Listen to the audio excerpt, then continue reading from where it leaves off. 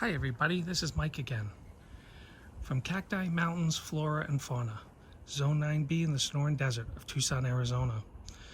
If you saw my first video and you're back to see this second one, thank you very much for stopping by again. This is part 2 of my backyard video. I'm going to continue where I left off. I was talking about sowing seeds and making towers. So I'm going to show you some of the continue growing seeds of sowing and potato bags. So these 3 bags here are potatoes. I've never grown a potato in my life. I had no idea how to do it. So I pretty much just went on YouTube like everybody else, or Googled it, and learned how to do it. I didn't worry about what kind of potatoes I used. I just took potatoes out of my pantry. I cut them in half, stuck them in a bag, let them sit for 30 days so that the skin would heal and it would grow the chit or eyes. After 30 days, I brought them out here, filled these bags half with dirt, stuck the potatoes in, skin down or flat down, eyes and chits up, covered them with dirt, put some straw on top, and voila. 45 days later, I'm already growing plants. Most people say 90 to 120 days before you get potatoes or even see growth. Again, this is Arizona, so I'm not sure if we follow the majority of the people from the East Coast growing potatoes or not. But I don't think the potatoes are nearly ready yet. It's just starting to sprout through. But out of those 3 or 4 potatoes that I planted, I should probably get at least 30 from these bags. What's really cool about these bags is they do have lift-up flaps. So when the potato starts to grow, I can lift it up and hopefully see them growing in the dirt. Down over here, I have a few more plants. In the brown pot, I have white cream strawberries. They have not yet germinated. Next to that, I have 2 6-pack cell trays. The first one and closest to me is a bush bean for the first 3, and a teberry bean on the second 3. The next cell tray, which boy these are looking yellow, I'm gonna have to put some fertilizer in them, are crooked neck squash and zucchini. These plastic containers over here, which are just silo cups, I have a bush bean. Actually I have 3 or 4 beans in there. And I have some, let's see, I gotta look.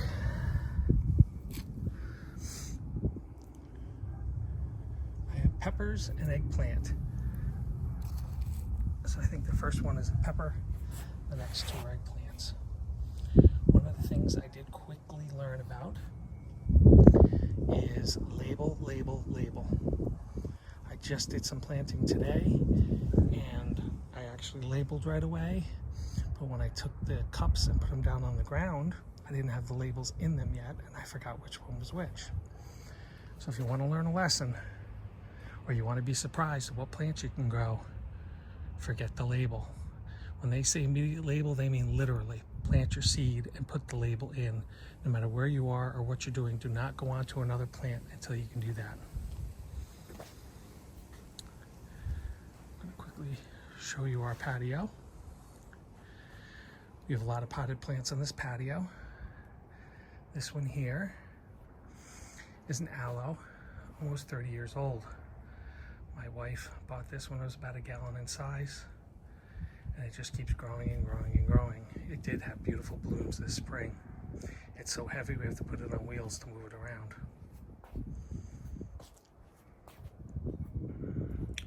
This is another aloe, and it did bloom, but you can see now it's got huge seed pods. This started as 1 plant, 1 gallon, and it's had probably 50 babies over its lifetime in 30 years. This has outgrown its pot as well, and it's too hard to lift.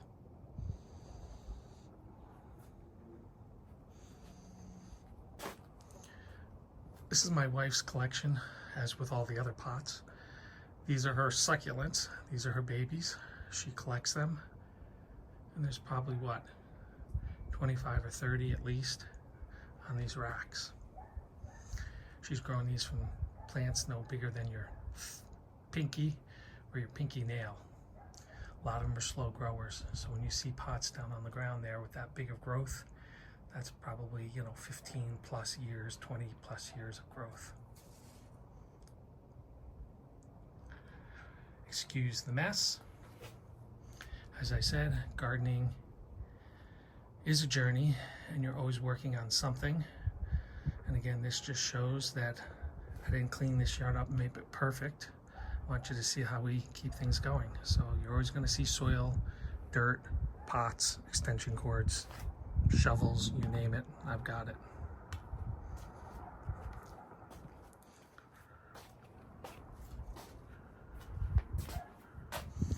We're going to head over here. This is our small herb garden close to the door so we can pull fresh herbs and bring them into the kitchen when we're cooking. We've got dill, we've got mint, we've got parsley, we've got oregano, we have garlic, we have basil, we have epazote. I think that's it. I will talk more about herbs when I get to the vegetable garden.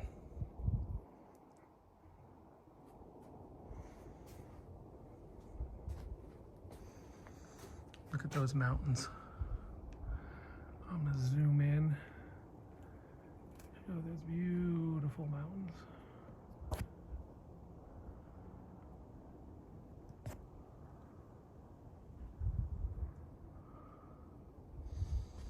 It looks like we have a nice sunset today. Let's see what I can show everybody. We'll zoom on that as well. There we go. Wow. That's just the beginning of it.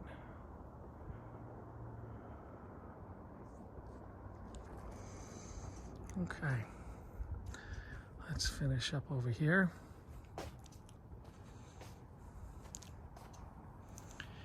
This big bush under our family room window is a Japanese jasmine. So we actually love jasmine, and we have 3 different varieties in our yard. I showed you the star jasmine on the west side of the yard. I'm showing you this Japanese jasmine right here. Then we have 3 pink jasmine vines on the east side, which I'll show you next. Coming over here, you can see our vegetable garden. And this is my small pollinator garden to bring those bees into the garden. I planted this after I realized that just maybe the bees are having a hard time getting in this garden to pollinate. Now the screen or the metal mesh on the sides is much smaller than the stuff on the roof. I want to make sure that it got enough water and that the bees and pollinators and stuff could get in through the top.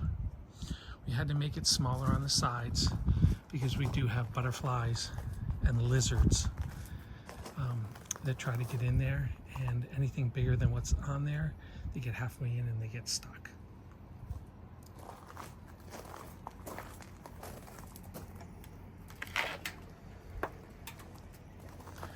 Okay, I'm gonna just open this door.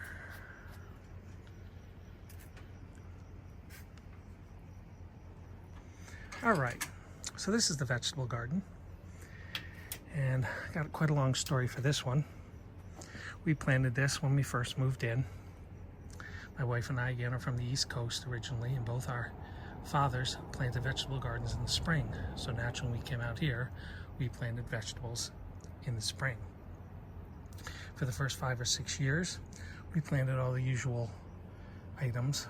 We would buy the plants at Home Depot or Lowe's, stick them in the ground here. We had tomatoes and cucumbers and zucchini and squash and peppers and all the other ones. And they did really, really well. And one year we planted our garden. We came out the next day after planting and they were gone. They were chewed down to the ground. And then we realized that when we first moved in here and this whole neighborhood was built, they pretty much stripped all the vegetation and nature out of this area. It took about 5 or 6 years for the wildlife to come back. And what we noticed is we have full-time resident squirrels, ground squirrels, pack rats, kangaroo rats, lizards, snakes, rabbits. And so we planted these, came out the next day, they were gone. So this is why we put the cover over our garden. This year, again, having a little more time, I was able to try a winter or cool season garden. I have never done that before, so this was my first year. I was really surprised at just how well this garden did. It did so well, I had to pull the spinach, the lettuce, and the kale before they were ready to be done. But I had to get this warmer vegetable garden in the ground because it's already 90 plus degrees during the day. And they had to get started. But they did really, really well. This is also my first year at trying straw on the ground. And the straw does very well for keeping the ground moist and suppressing the weeds. The only problem with straw, or this straw, is that they didn't clean it very well, and it's got wheat seeds in it. So now the main weeds are suppressed, but I've got wheat seeds growing, and I have to pull those. Now again, those are a lot easier to pull than regular weeds, so I really don't mind. But another suggestion, if you go on to use straw for your mulch, which I love this stuff, you need to make sure that it's a good quality without wheat. Okay, so these are my carrots, my tomato, my Italian oregano.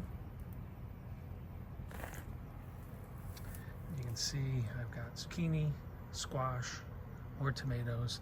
These beans on the vine are left over from the warm season. I'm hoping maybe they'll come back. If not, I will plant some new stuff in here. I've got peppers,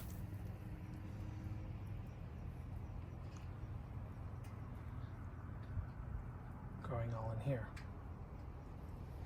I have to tell you the story now about this lovely oregano.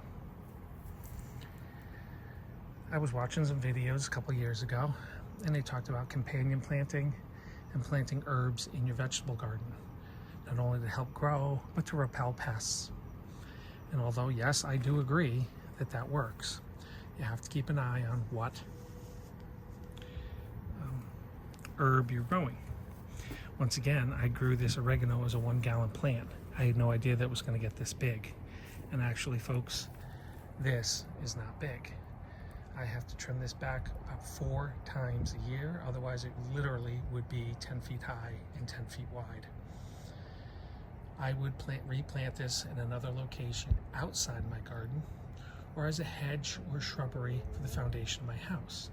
It is a beautiful plant, has beautiful flowers, and a great scent that keeps insects and bugs away. But it's too big for a little garden. I would stick with things like dill and parsley and lemongrass and anything else that you can think of to mix with your vegetable garden. I'm going to close this door right now.